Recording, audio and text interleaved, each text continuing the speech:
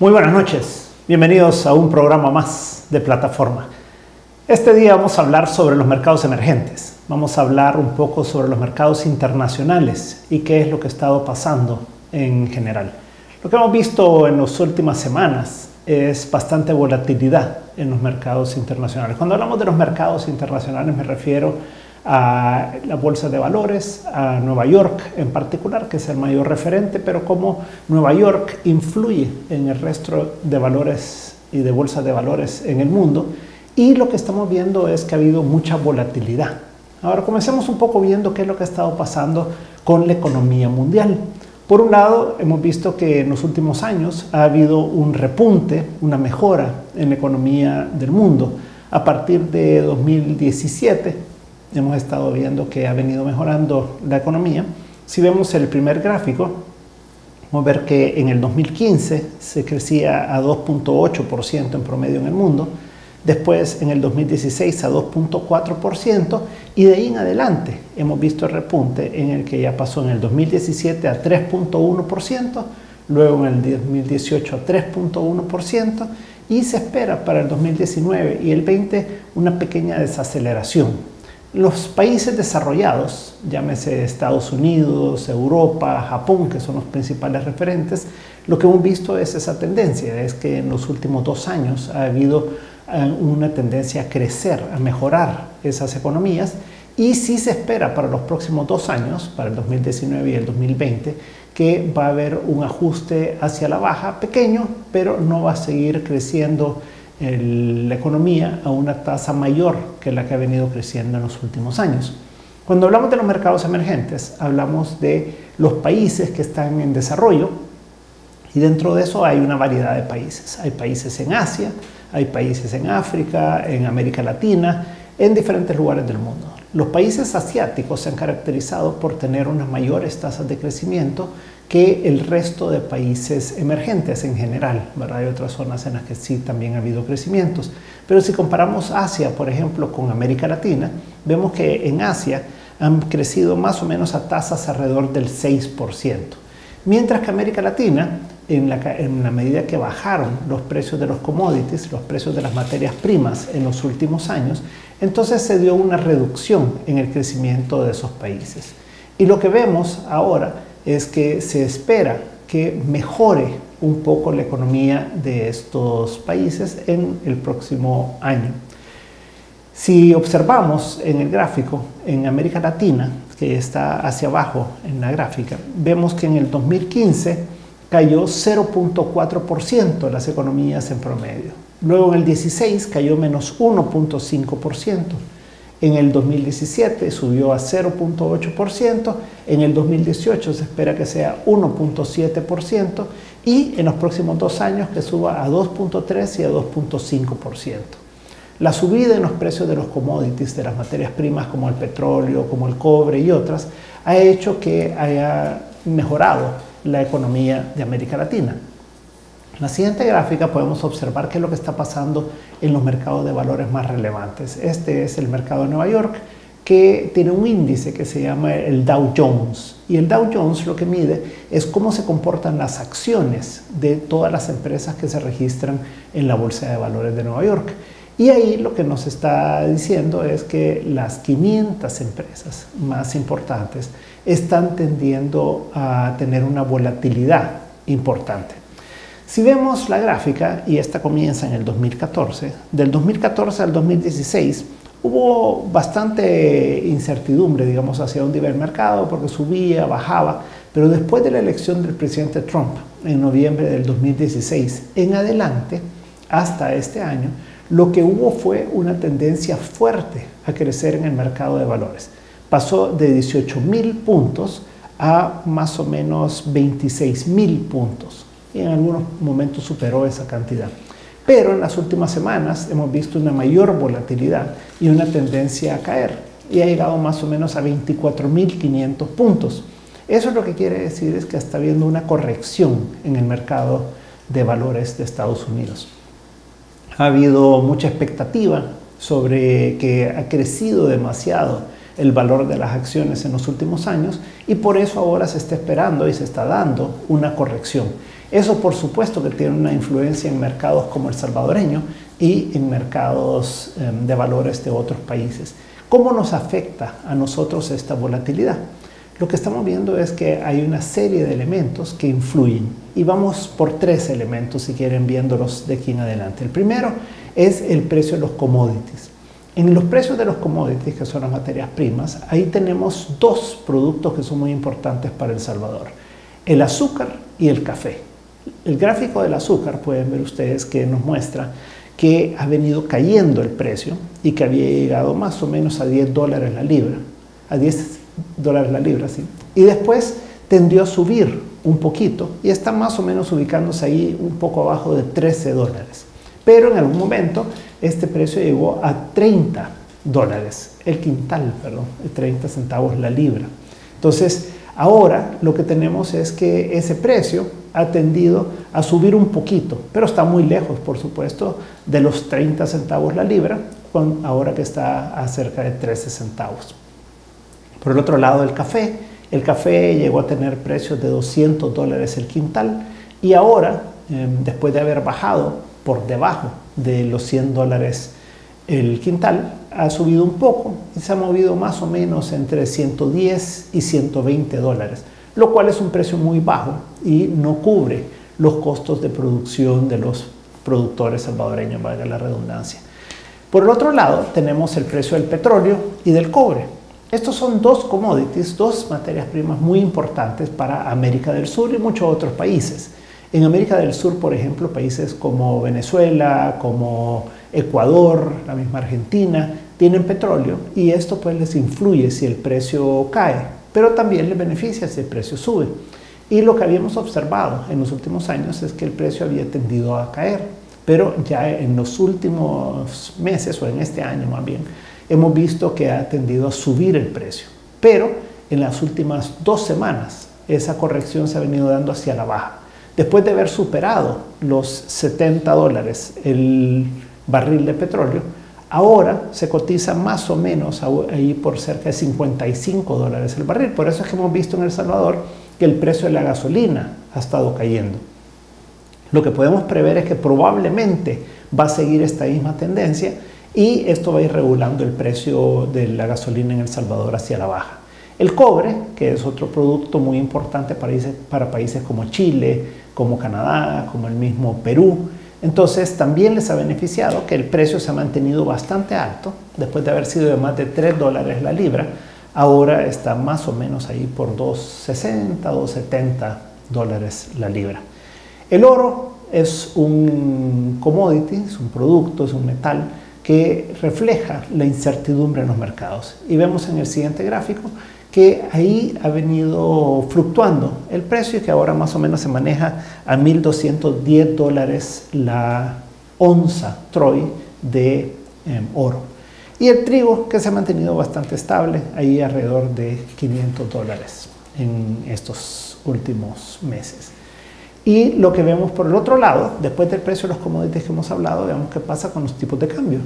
Y nosotros, como sabemos, operamos en dólares. En El Salvador, el dólar de Estados Unidos es el que circula y a nivel internacional nuestro comercio se maneja en dólares. Entonces, si el dólar se deprecia, pues entonces tenemos una ventaja competitiva. Pero si el dólar se aprecia, entonces tenemos una mayor dificultad para competir en mercados que no sean Estados Unidos.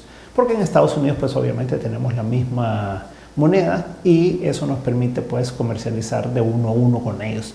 Si vemos los primeros gráficos, ahí vemos el tipo de cambio de Canadá y el tipo de cambio de México. Y básicamente lo que vemos es que ha habido una depreciación de esas monedas en los últimos meses y en las últimas semanas en particular. Ha habido una tendencia a devaluarse nuevamente tanto el dólar canadiense como el peso mexicano. Siguiente gráfica vemos el real brasileño y además el colón costarricense. Ahí vemos también que hay una fluctuación diferente. Vemos que el real brasileño ha tendido a apreciarse y eso es porque hubo elecciones. Las elecciones en Brasil han generado una especie de confianza mayor y por lo tanto la moneda se ha revaluado. Pero por el otro lado, en Costa Rica, por todos sus problemas fiscales, tiene un problema de un déficit muy importante en sus cuentas del gobierno. Tiene un déficit de más o menos 7 puntos del PIB para este año. Vemos cómo se ha depreciado la moneda y cómo ha llegado a arriba de los 600 colones por cada dólar. Ha llegado a 620 en algunos momentos y más o menos por ahí es por donde está fluctuando. Entonces, mientras no resuelva Costa Rica el problema de la reforma tributaria, de si sube los impuestos, pues va a seguir con una tendencia bastante complicada en su tipo de cambio. El quetzal guatemalteco, que es el siguiente gráfico, ahí vemos que el quetzal ha tendido a devaluarse después de haber estado bastante estable, ahí alrededor de 7.35 a 7.40 el tipo de cambio, 7.35, 7.40 quetzales por dólar.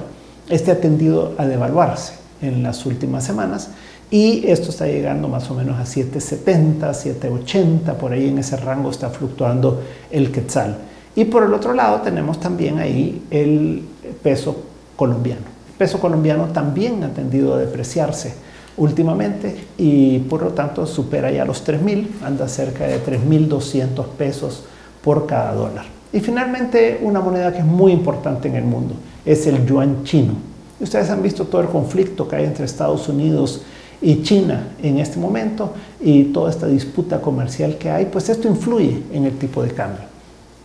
Y vemos cómo el tipo de cambio del yuan se ha venido devaluando con respecto al dólar. Después de haber estado más o menos ahí por 6.20 en las últimas semanas, pues ha ido depreciando y esto está llegando ya casi a 7 yuanes por dólar.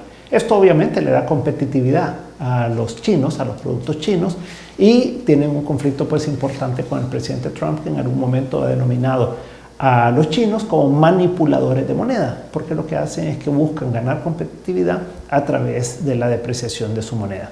Entonces hemos visto ahorita que primero tenemos una economía mundial que está bastante pujante, diríamos, que está influyendo positivamente en los mercados emergentes. Los commodities, las materias primas, están tendiendo a caer de precio, algunas con una pequeña tendencia a subir, pero en general están a precios bajos, y el precio del petróleo está tendiendo a caer últimamente también. Y por el otro lado, los tipos de cambio, pues vemos que el dólar se ha fortalecido, nuestra moneda se ha fortalecido, y que con respecto al resto de monedas, casi todas, con excepciones, siempre hay pues, pero casi todas están tendiendo a depreciarse. Entonces, ¿qué pasa con las tasas de interés? Las tasas de interés van hacia el alza. Hemos visto desde la llegada del presidente Trump que han venido subiendo las tasas de interés en Estados Unidos por el fortalecimiento de la economía de dicho país. Entonces, la tasa de interés de referencia, por ejemplo, el gráfico que tienen ahí en su pantalla, es del bono de 10 años de Estados Unidos. Y podemos ver la subida fuerte que ha habido desde ahí cerca de 2 y algo por ciento a más o menos 3.20 que ha llegado. En esta última semana ha fluctuado un poco más hacia 3, ahí por 3.7, 3.07, 3.08%, pero más o menos anda en esos rangos. Los bonos de Alemania vemos que sí están más estables, a pesar de que en algún momento llegaron a tener tasas de interés negativas. Tienen ahora una tasa levemente positiva de 0.41%, lo cual es una tasa muy baja de interés que tiene que pagar el gobierno alemán para que le preste dinero el público. Y después tenemos dos países que son muy interesantes, Rusia y Brasil. En el caso de Rusia, vemos cómo cayó fuertemente la tasa de interés, que llegó a niveles del 14% y luego bajó a niveles ahí cercanos al 7% y ahora está llegando más o menos al 9%. Y eso es porque la moneda, el rublo ruso, ha tendido a depreciarse. Y el rublo está llegando más o menos a 70 rublos por dólar últimamente. Cuando antes de toda esta crisis, crisis rusa, ¿verdad? Llegó a 32 y se mantuvo por mucho tiempo alrededor de 32. Entonces, aquí vemos cómo la tendencia de la tasa de interés de los bonos del gobierno ruso a 10 años está tendiendo a subir.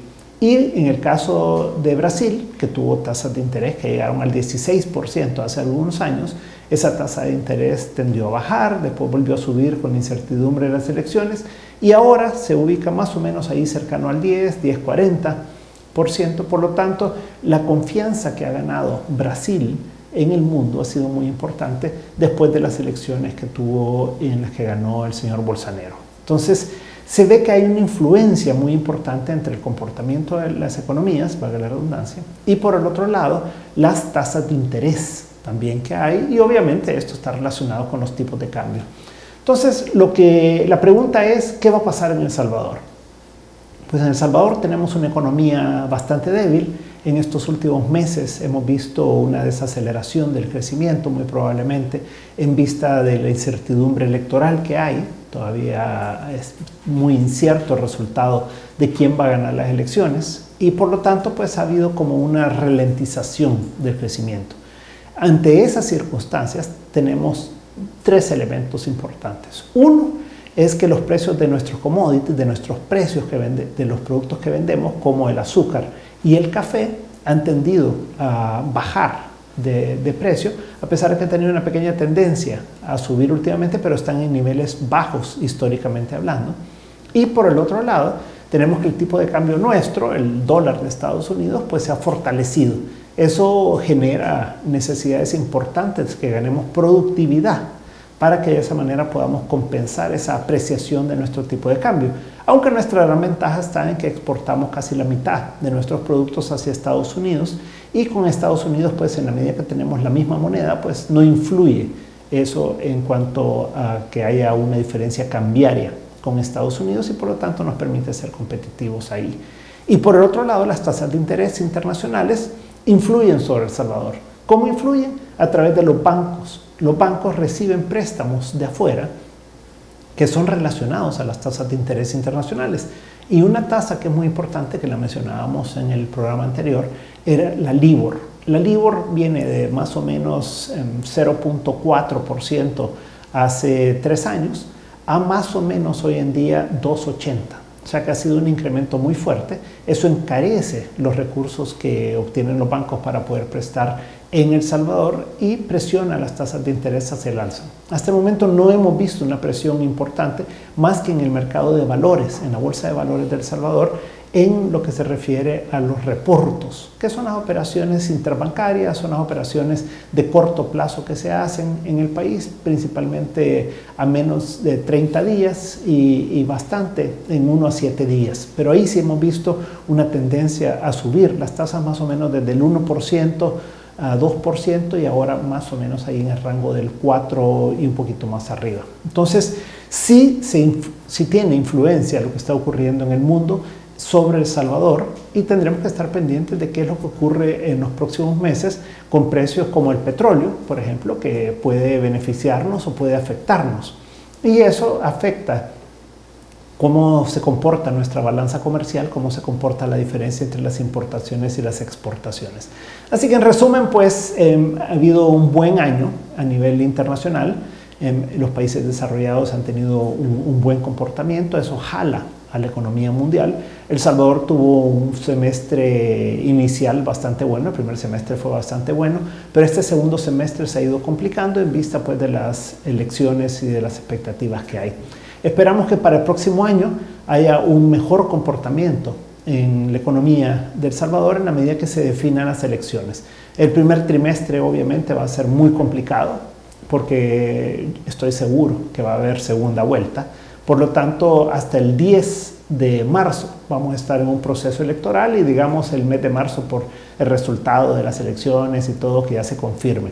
Después vendrá la toma de posesión, o sea, el periodo de transición que termina con el 1 de junio. Y dependiendo de qué ocurra con las decisiones que tome la Asamblea Legislativa sobre el fiscal general y sobre el presupuesto, los bonos, la ley de responsabilidad fiscal, todo ese paquete de legislación que tiene que pasar la Asamblea Legislativa, pues eso puede generar más o menos confianza en el país. Lo importante es que una vez que ya se definan las elecciones, que ya tome posesión el nuevo presidente, pues pudiera haber una buena expectativa a futuro, dependiendo de quién quede y qué políticas vaya proponiendo, pero probablemente podría ser un mejor futuro para El Salvador. Así que mantengámonos pendientes de lo que está pasando a nivel internacional y esperemos que el próximo año pueda ir siendo ya en el segundo semestre algo mejor para el país. Muchas gracias. Muy buenas noches y nos veremos el próximo jueves si el Señor así lo permite.